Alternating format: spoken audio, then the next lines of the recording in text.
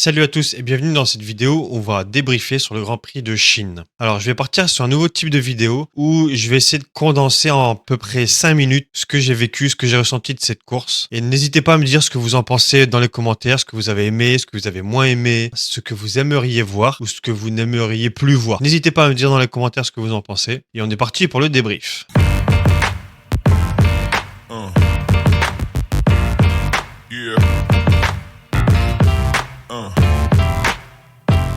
Avant de commencer, n'hésitez pas à me donner une note sur cette course. Moi, personnellement, je mettrais un petit 6,5 sur 10. Parce qu'honnêtement, c'était une course assez molle, pas grand chose à voir, quelques dépassements à gauche, à droite, mais rien de bien fou. Donc n'hésitez pas à me donner votre note, comme ça on pourra en discuter ensemble. Je pense que la grande nouvelle du jour, la disqualification de Ferrari. Alors franchement,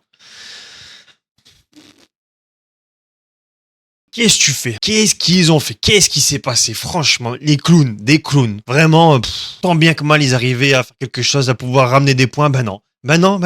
Faut qu'ils se fassent disqualifier pour de la merde. Moi, j'appelle ça pour de la merde. Vraiment, se faire disqualifier pour un problème de poids et pour un problème de front plat. Non, franchement, sincèrement. Ferrari, s'il vous plaît, qu'est-ce que vous faites? Vous mettez un boulet au pied. Vraiment un boulet au pied. Vous êtes deux pilotes monstrueux et vous mettez un boulet au pied. Je sais pas ce qu'il vous faut de plus. Donc, du coup, on va commencer par l'équipe que j'ai trouvée top team pour cette course. La top team, bien sûr, on va parler de la victoire et du doublé McLaren. Victoire de Piastri, suivi par Norris. Russell qui ferme le podium. Très belle victoire des McLaren. Piastri, vraiment rien à redire. Excellent tout le long de la course, dans les qualifs. Il est parti P1, il a terminé P1, il était devant tout le monde. On a même dû lui demander de ralentir pour que Norris puisse se rattraper un petit peu et sécuriser leur place. Vraiment, on a l'air que McLaren, ce sera leur année. Ensuite, on va parler de Mercedes. Russell Anthony qui commence P3 et P8. P3 pour Russell et P5 pour Antonelli. Donc vraiment très belle course aussi pour Mercedes. Rien à redire non plus sur eux. Une course très propre aussi. Antonelli aussi bon que sur le premier Grand Prix. Promet de grandes choses. Donc vraiment c'est vraiment pas mal. Et ensuite dans mes équipes top, je mettrai aussi Haas. Haas avec Ocon et Bierman qui ont été vraiment très bons aussi sur cette course. Donc bien sûr disqualification de Ferrari. Ils ont pu marquer un peu plus de points. Mais vraiment sinon en soi j'ai trouvé très bon sur cette course. Même Ocon s'est permis de faire un petit dépassement un petit peu dans le décor, dans la pelouse au tour 46. Vraiment, c'est des voitures qui n'ont eu aucun souci tout le long de la course.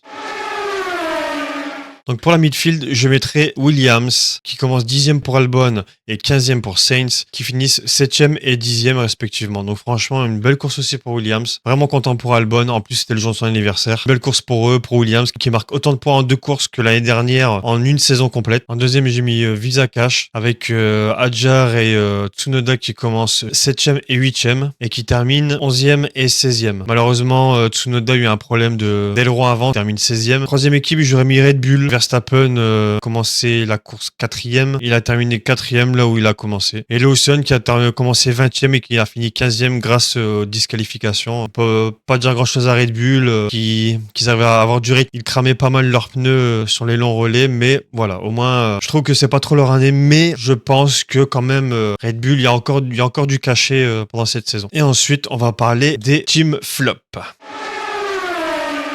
Donc dans les team flop, on va commencer par Aston Martin avec Alonso qui commence 13e et Stroll qui commence 14e, qui finit 9e et abandon d'Alonso à cause d'un problème de frein. Pas grand chose à dire. Il avait du rythme en tout cas pour Lance Stroll, donc pas grand chose à dire sur eux. Deuxième écurie que je mets aussi en flop team, ce sera Sauber avec Hülkenberg et Bortoleto qui commencent 12 et 15e, qui finissent 14 et 15e. Voilà, ils commencent au fond, ils finissent au fond. Enfin, c'est vraiment pas ça. Ils sont au fond tout le temps, ils restent au fond tout le temps. Vraiment, des mauvais élèves, ils resteront mauvais élèves, hein, c'est tout. En espérant que ça s'arrange, mais pour le moment, ou en tout cas dans ce deuxième Grand Prix, c'est vraiment pas ça. Troisième équipe, je vais parler de notre équipe nationale Alpine. Cette année aussi, c'est une catastrophe. Ça va pas du tout.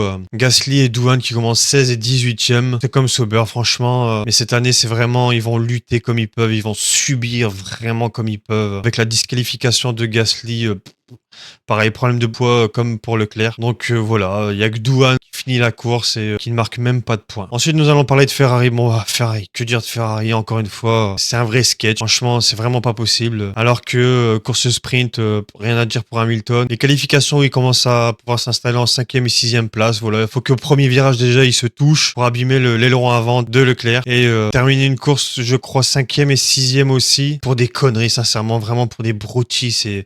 C'est du n'importe quoi. J'ai l'impression de voir encore Binotto en tant que directeur d'écurie, c'est pas possible. Vraiment qu'il fasse quelque chose. On a 2 bons pilotes, on a 2 bonnes voitures, il y a moyen de faire quelque chose et faut qu'il fasse de la merde encore. Les arrêts au stand, ça change plus, ça fait traîner pour rien. C'est une catastrophe, ça va pas du tout. Ils arrivent à rien. Vraiment, c'est pas possible. Faut vraiment qu'ils se ressaisissent parce que ils vont couler cette saison pour rien. Ils vont vraiment ruiner cette saison. Et c'est dommage. Ils ont un Hamilton qui essaie d'avoir un 8e titre et Ferrari, ils vont réussir à rien. C'est malheureux. Je sais pas ce que vous en pensez, mais moi je trouve ça vraiment malheureux. Ça me brise. Donc voilà, en espérant qu'ils se ressaisissent, en espérant qu'au Japon ça aille mieux, mais vraiment faut faire quelque chose. Alors à la fin de cette course, du coup, Norris finit avec 44 points, Verstappen avec 36 points et Russell avec 35 points. Piastri remonte bien sûr à 4e place, suivi par Antonelli, Ocon et Albon. Au championnat constructeur, McLaren reste premier avec 78 points. Mercedes passe à 57 points et Red Bull passe à 36 points. Ferrari et Williams sont à 17 points tous les deux. C'est à 14, Aston 10, Sauber 6 points, Racing Bull à 3 petits points. Et la seule équipe qui marque pas de points, c'est Alpine. Donc voilà à peu près mon ressenti sur ce Grand Prix. Pas grand chose à dire. Une course un peu molle, quelques batailles à gauche à droite, quelques disputes, des rookies qui sortaient un petit peu du lot. Donc en espérant que le Japon ça aille mieux, encore une fois on va devoir se lever tôt. Donc j'espère me lever tôt pour quelque chose aussi ce coup-ci. Peut-être pas sous la pluie, mais voilà, quelque chose de plus vivant quand même, ça ferait du bien. Il y a aussi une équipe Ferrari qui sort les doigts du cul, vraiment là, faut faire quelque chose, c'est plus possible. N'hésitez pas à me dire en commentaire ce que vous avez pensé de cette vidéo. N'hésitez pas en commentaire à me dire aussi la note que vous avez donnée à ce Grand Prix. Et on se retrouve dans 15 jours sur le Grand Prix du Japon. Allez, salut!